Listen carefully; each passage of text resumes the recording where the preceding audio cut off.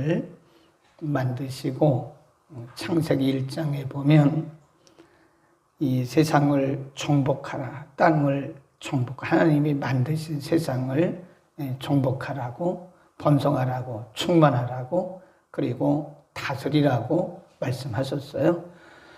우리는 이것을 조금 어려운 말로 말하면 하나님의 위임 명령이다. 하나님이 창조하신 세계를 하나님께서 인간에게 위임하셨어요. 그래서 번성하고 땅에 충만하고 또 다스리고 정복하고 이런 것들은 뭐 순서야 어찌하든지 무엇보다 중요한 것이 이 세상을 정복하고 다스리는 것, 이게 하나님이 우리에게 주신 위임 명령인데 이건 지금도 계속 유효하고요. 예수님이 오실 때까지 이 세상이 다하는 그날까지 인간에게 맡겨주신 위임 명령은 계속 유효합니다. 이렇게 보면 하나님이 지혜를 우리에게 주시고요. 그 지혜를 통해서 세상을 다스리고 통치하시는데 확실히 이 세상은 지혜 있는 사람에 의해서 정복됩니다. 하나님이 통치하시는 이 세계를 우리에게 위임해 주셨고 그리고 지혜도 주셨는데 그 지혜를 아무나 다 활용하는 건 아니더라고요. 하나님이 주신 지혜를 잘 활용하고 적용하고 또 응용하는 사람들에 의해서 이 세상은 지금도 정복당하고 있어요. 지혜로운 사람들에 의해서 이 세상은 지금도 통치되고 있다. 그래서 바라기는 저나 여러분이나 하나님이 주신 지혜를 잘 활용해야 됩니다. 하나님이 모든 사람들에게, 모든 인생들에게 차별 없이 다 주신 거예요. 성경을 통해서. 근데 어떤 사람들은 그걸 발견하지도 못해요. 하나님이 주신 이 엄청난 지혜의 말씀을 발견도 못합니다. 어떤 분은 발견은 했는데 그냥 묻어두는 사람도 있고요. 어떤 이는 그것을 발견해서 그걸 가지고 30배, 60배, 100배로 활용하고 열매 맺는 것이 있다. 오늘 지혜로운 인생을 위한 여러 가지 말씀인데요. 우리가 다 할 수는 없지만 하나하나 공부할 때 삶의 지혜, 우리 사역의 지혜, 인생의 지혜를 얻기를 바랍니다. 1절, 유순한 대답은 분노를 쉬게 하여도 과격한 말은 노를 격동하느니라. 유순한 대답, 과격한 말, 이걸 대칭이라고. 항상 이 히브리 문학 구조는요, 히브리 문학은 이렇게 상대적인 것을 얘기해요. 의인과 악인, 또 지혜로운 자와 미련한 자, 온유한 말, 과격한 말, 이렇게 항상 대칭적인 상대적인 표현을 가지고 말씀하는데, 유순한 대답이라고 하는 것은요, 겸손하고 온유하고 부드러운 말을 말합니다. 그리고 과격한 말은요, 험한 말, 그리고 지혜가 없는 말이 있잖아요. 그걸 과격한 말이라. 이렇게 대화를 하다 보면 우리가 이 성격들이 굉장히 급하기 때문에 우리의 감정이 먼저 앞서요. 그러다 보면 일단 말을 해놓고 봐요. 그러니까 말이라는 게 한번 뱉어버리면 다시 주워 담을 수가 없어요. 한번 우리 입술에서 나가버리면 그건 취소예요. 아무리 취소해도 우리의 뇌에 그건 이미 입력이 돼 있는 거예요. 집사님 죄송해요. 제가 말을 잘못했는데요. 물론 이제 서로 이렇게 이해를 하고 서로 용서를 하고 서로 화해를 하면 잊어버리긴 해요. 그 당시는 관계는 괜찮을 거예요. 근데 그 말은 상대방의 뇌 속에 그리고 우리의 뇌 속에 저장되어 있어요. 하나님이 주신 우리의 뇌는요, 이건 어마어마한 컴퓨터 용량보다 커요.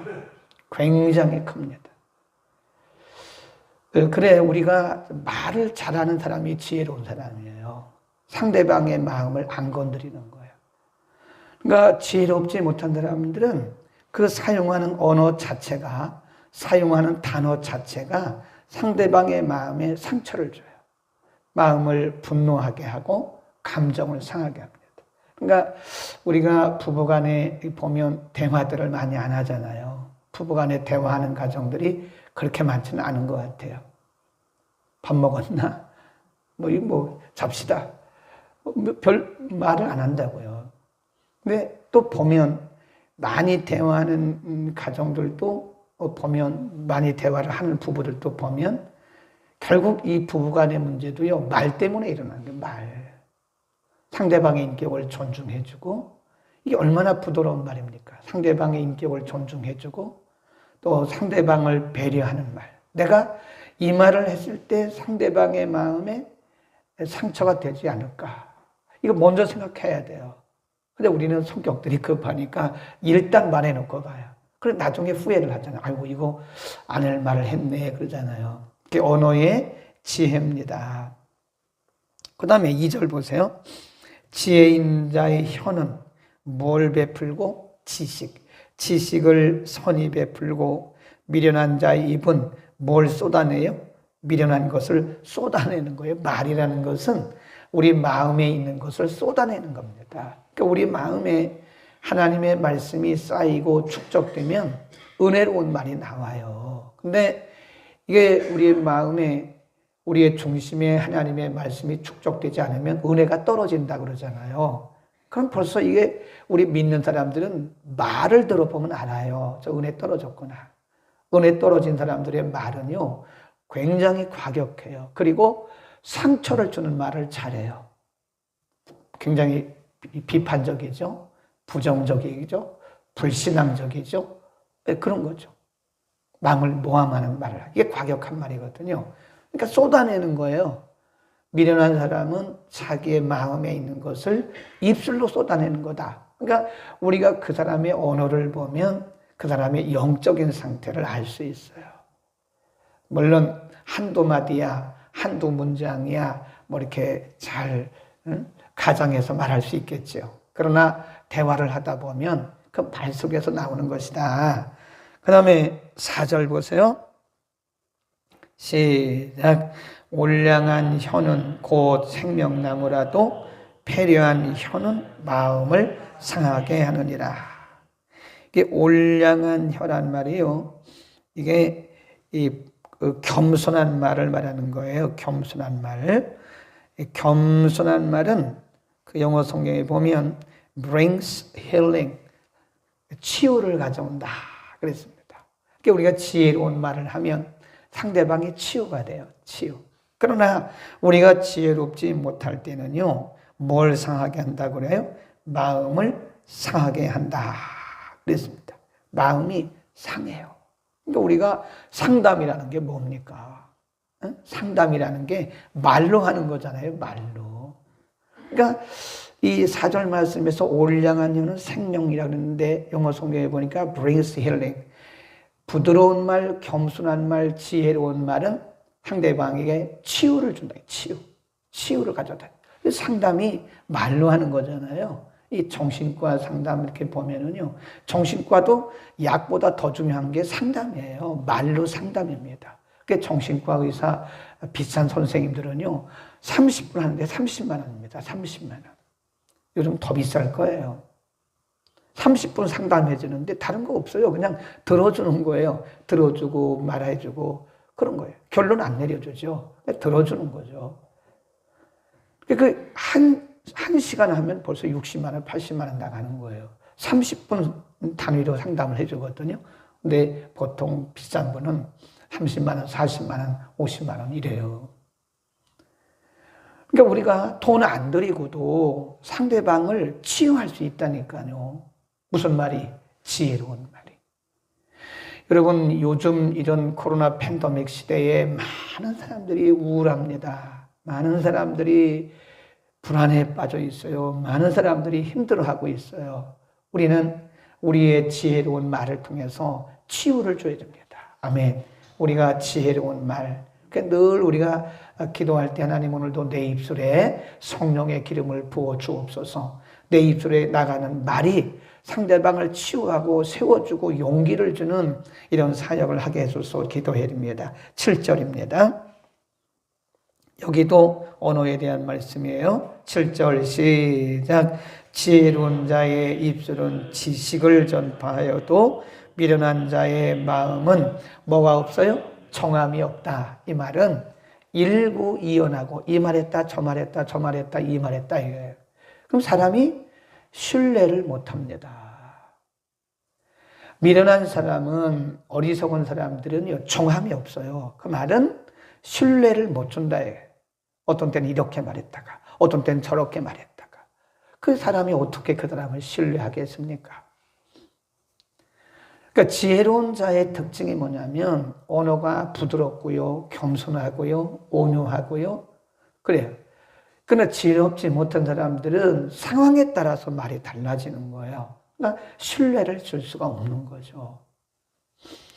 그 다음에 쭉 내려가 봅니다. 하나님에 대해서 3절, 여호와의 눈은 어디서든지 악인과 선인을 감찰하시느니라.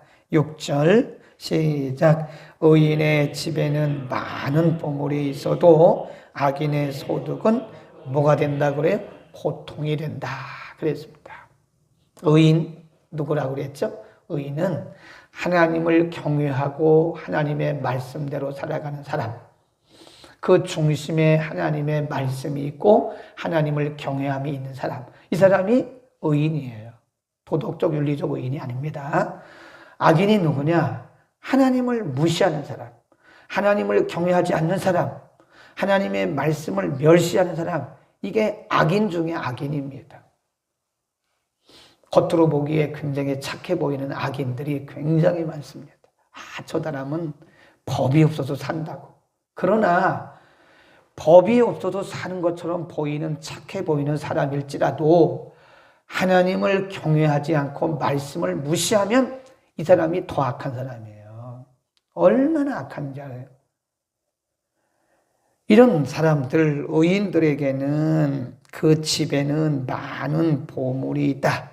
하나님께서 의인의 집에는 많은 보물을 주시고, 그 다음에 악인의 소득은 뭐가 된대요? 고통.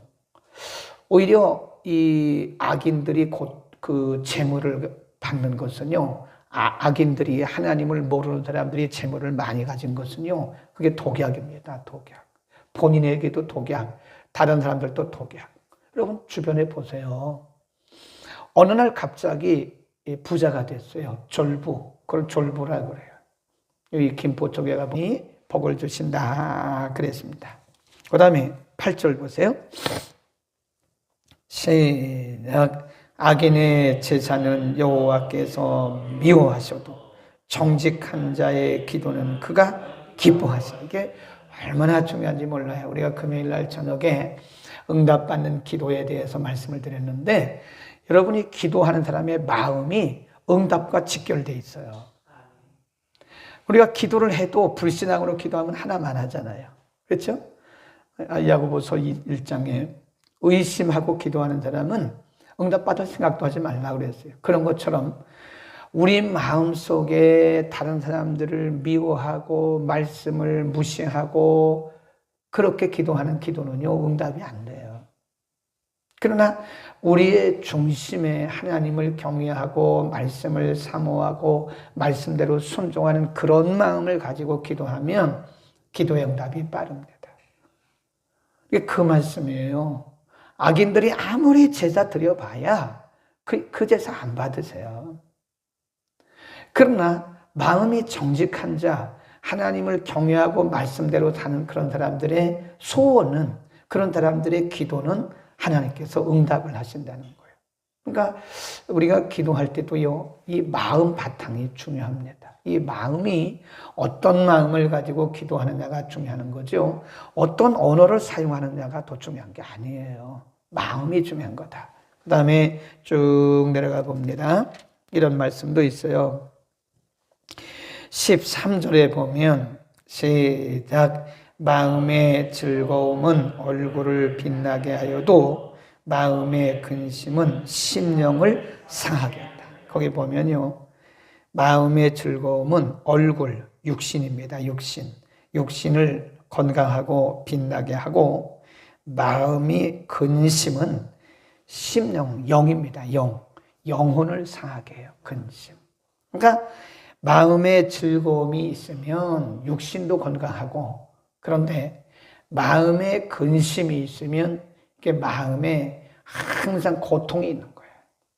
고통뿐만 아니에요. 마음에 근심과 걱정이 있으면 사람의 육신도 상합니다. 우리가 보통 영혼, 육 그러잖아요. 이게 영혼, 육이 조금 어려운 말로 말하면 유기적인 관계 다 연결돼 있어요. 음식만 맛있는 거 먹는다고 되는 게 아니에요. 마음이 편해야 돼요. 마음이 편치 못하면 먹는 음식 그거 다 소화불량이에요. 그거 소화 안 됩니다. 소화된다 해도 영양 가치가 없어요. 그 다음에 우리가 아무리 운동을 하고 아무리 그래도요, 우리가 마음이 상하면 그거 운동의 효과가 하나도 없어요. 그러니까 영혼, 육이 이게 다 이게 유기적인 관계 다 연결됐어요. 연결됐습니다. 그러니까 가장 중요한 것이 우리가 그림을 그릴 수는 없지만 가장 밖에 있는 것이 육신입니다. 그 다음에 있는 것이 마음이에요. 혼. 마음이 혼입니다. 혼. 그 다음에 가장 깊숙한 곳에 영이, 인간의 영이 있어요. 영. 그 사람은 영적인 존재예요. 인간의 육신은 우리의 혼과 영을 담는 그릇에 불과한 거예요. 그릇이에요, 그릇. 근데 우리는 육에 속한 사람들은 육신만 갖고 놀라고 정신없어요. 마음과 영은 그냥 엉망인데 아무리 육신 갖고 봐야 소용없어요. 네? 중요한 것은 우리의 영이 건강해야 돼요. 영은 하나님의 말씀과 은혜로 건강해지는 거예요. 영이 건강하면 마음이 건강하고 마음이 건강하면 육체가 건강한 거예요. 그러니까 사실 우리가요, 이게 육신의 아픈 이런 부분들도요, 사실은 우리의 마음 그리고 우리의 영적인 부분이 먼저 치유돼요. 그러니까 우리가 이렇게 육신이 아픈 부분들도 있지만 말씀 듣다 보면 육신이 나아요. 아멘. 제가 그랬잖아요. 이게 어느 날 이게 이명이 이쪽이 없어졌어요. 어느 날 갑자기. 하나님이 하신 거죠. 그런데 그 의사들이 뭐라고 하냐면 그 여기 소리병원에 가니까 그 의사 선생님이 크리스찬인가 봐요. 뭐라 그러냐면 무시하세요 그러더라고요. 근데 무시하기가 쉽습니까? 여기 들리는데 어떻게 무시를 해요? 매미 소리가 맴 풀벌레 소리가 찌렉찌렉 나는데 어떻게 무시합니까? 그런데 무시가 되더라고요. 저는 뭐 여기는 없어졌어요. 여기 이제 조금 남았는데 전혀 정말 1%도 그것 때문에 신경 안 써요. 들리면 들리는 거지 뭐요. 그러니까 이게 자동적으로 싹 TV에 보니까 어떤 의사가 저하고 똑같이 얘기하더라고요. 그거 일반적으로 사람들이 난청이다, 불치병이다 그러는데 그거 다 고쳐집니다. 무시하고 그냥 우리의 영이 건강하면 되는 거예요. 우리의 영이 말씀으로 채워지고 우리의 혼이 이게 기쁨과 감사와 평강으로 채워지면 이게 육신적인 영과 혼을 담는 그릇인 육신적인 그런 부분들은요 치유가 되더라고요. 아멘. 그러니까 이게 마음은 혼이라고 그랬어요. 혼 그 안에 영이 있는데 이 영은 인간적인 것으로 건강해지는 게 아니에요. 영은 은혜로 은혜. 하나님의 말씀과 기도와 성령의 충만함으로 우리의 영이 건강해지는 거예요. 그러니까 우리가 아플수록 더 예배드리고 아플수록 더 기도하고 아플수록 더 말씀을 묵상해야 되는 거예요. 근데 우리는 반대로 살잖아요. 아파서 못하겠어요. 그러잖아요. 그러니까 더 힘든 거예요. 그게 오래가는 거예요.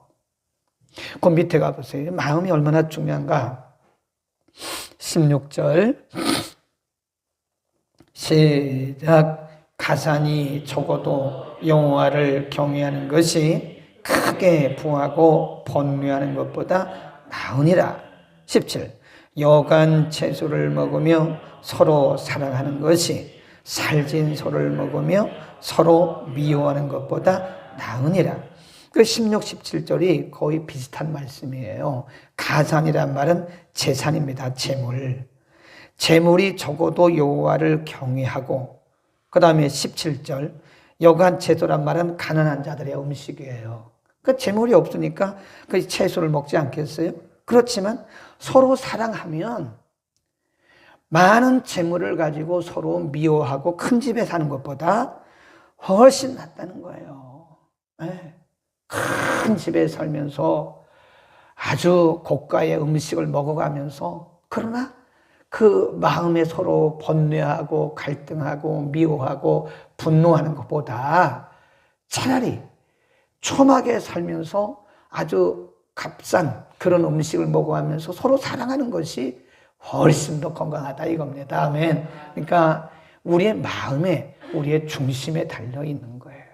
누가 부자냐? 만족함을 아는 사람이 가장 부자입니다. 네. 촘하게 살아도 궁궐에 살아도 우리가 복음이면 다 된다 그러잖아요. 예수님이면 다 된다 그러잖아요. 예수 내 구주, 예수 내 생명, 그러고 예수님이면 된다. 나는 예수님이면 만족한다. 예수 한 분으로 만족한다. 그런 마음을 가지고 살면요. 사실 뭐 어디든지 그 사람이 제일 행복한 사람이고 제일 부자예요. 아멘.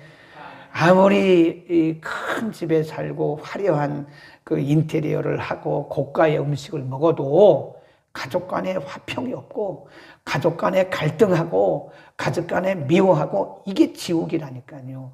이게 얼마나 고통스러운지 아세요? 그 음식, 고가의 음식이 영양가가 되겠습니까? 그러니까 차라리 우리는요, 어떤 쪽을 선택하라고 성경이 지금 우리에게 지혜를 주시는 거예요? 여간채소. 여간채소란 말은 가난한 자의 음식. 값비싼 거 먹어도. 가끔 어떤 분들이, 목사님 대접을 좀 해드리고 싶은데, 어디 좋은 데 한번 결정해 보시죠. 그래요. 예. 그러니까 목사님이니까 아주 그냥 비싼 거를 대접하려고 그러는데, 아무리 비싼 거 먹어도요, 제가 맛없으면 맛없는 거예요, 그거는. 그래서 저는 뭐라 그러냐면, 제가 맛있는 거 그냥 사주세요. 제가 좋아하는 거 사주세요.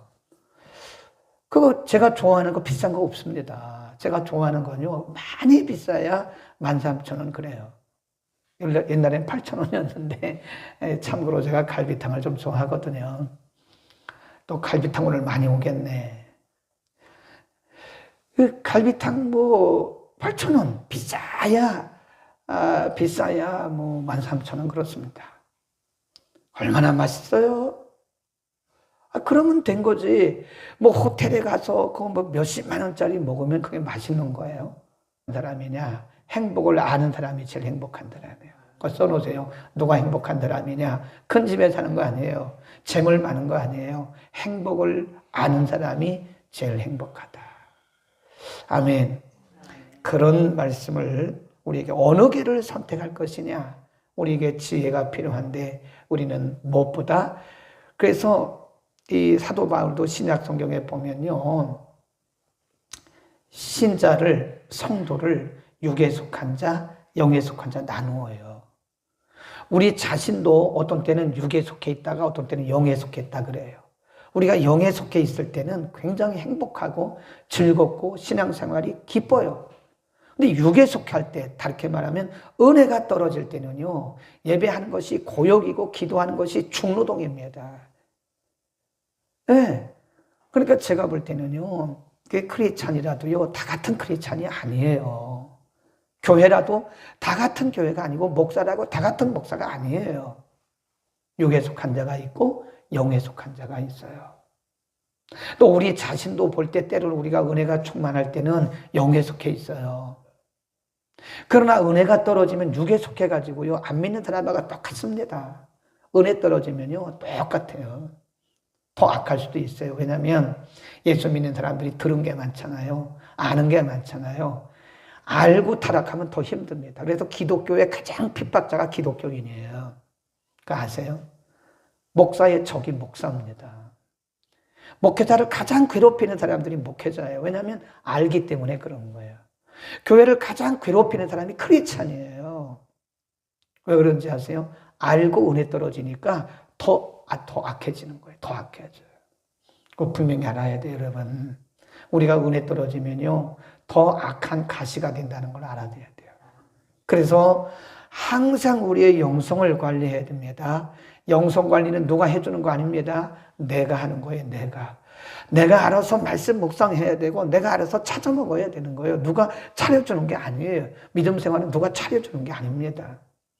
내가 알아서 예배 와야 되고 내가 알아서 새벽기도 와야 되고 내가 알아서 집에서라도 온라인으로 말씀 들어야 되고 내가 알아서 묵상해야 되고, 내가 알아서 그냥 돌파기도 해야 되고, 그러지?